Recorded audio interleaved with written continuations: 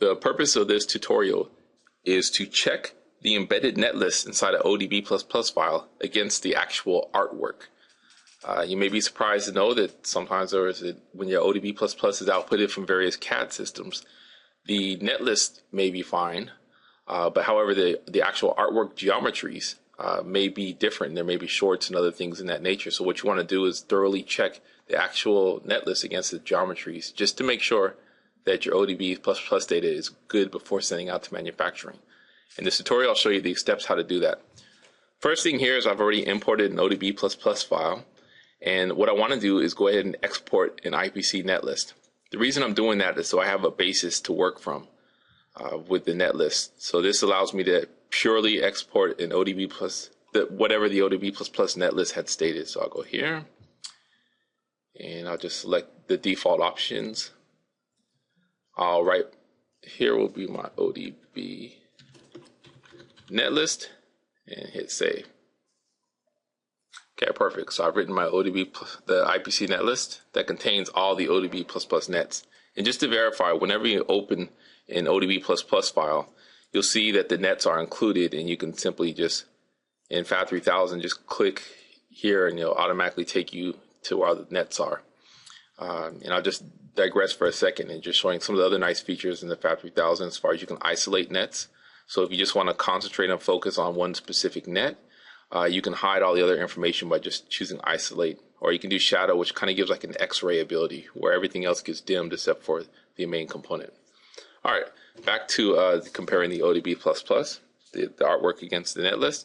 Now that I've generated the netlist, the first thing I need to do in CAM is rebuild, or as we call it, extract the netlist from the actual artwork data. Because the most important thing to remember again is it's the artwork data that's used for manufacturing your boards. It doesn't matter what the netlist says or the CAD data or anything else. It's the pure artwork, the traces, everything else in nature is what matters.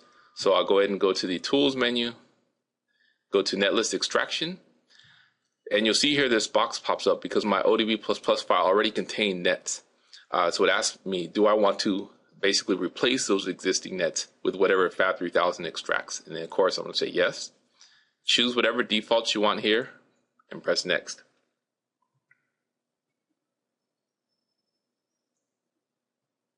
All right, great. So it's basically extracted the nets from my artwork. Now I press finish. So at this point now, when I click on here, these are actual nets generated from FAB 3000. So now the whole goal is let's compare the exported netlist that I exported from my ODB++ now against what FAB 3000 says is the new netlist. So I'll go to File, Import, IPC. There's my netlist I created. Select Open. Okay. Now import this.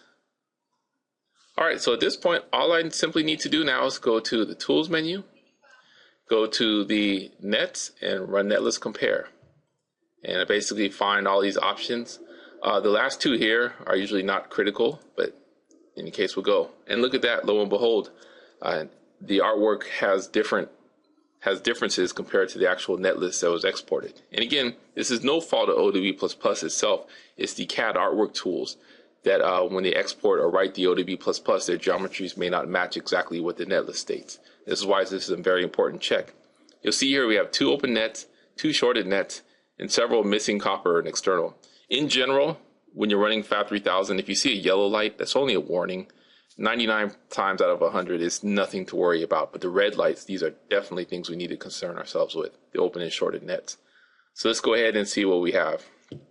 Again, I'm just going to focus on the open and short nets because those are what's most critical. And if you look right here, you see that there's actually a segment missing in the actual artwork. So this would have caused a short right here. Unfortunately, FAB 3000 found that. Even though if you go back to the original ODB++, the 2 nets were connected. It was considered the same net. All right, and then we'll go to the next one here. Here also is another, as you see right there, open detected. Now let's see if there's any shorted nets detected. Now shorts are a bit harder to find, so you've got to do some navigation. I do see that there's a problem here, but I can't just see the next one. That's probably it right there, the short. And then here's another short. And so you need to, and again, there's finding shorts takes a bit of time to locate. And if we zoom out, you'll see that this whole area, this nets right here, are all contained. FAT 3000 says it's associated somewhere in this area or in this connection. And actually, if I zoom in here, I see what happened is one of these pads was not placed correctly, and it actually intersected into the plane, thus causing a right there short. And that looks like that's the actual reason what happened. So in any case, this simple tutorial here has shown you that you can't trust everything. It's always good to spend a few minutes, as you saw here, no big deal, just to import your ODB++ file, extract the Netlist from the ODB data, and then just check it against your CAM tool. Thank you very much.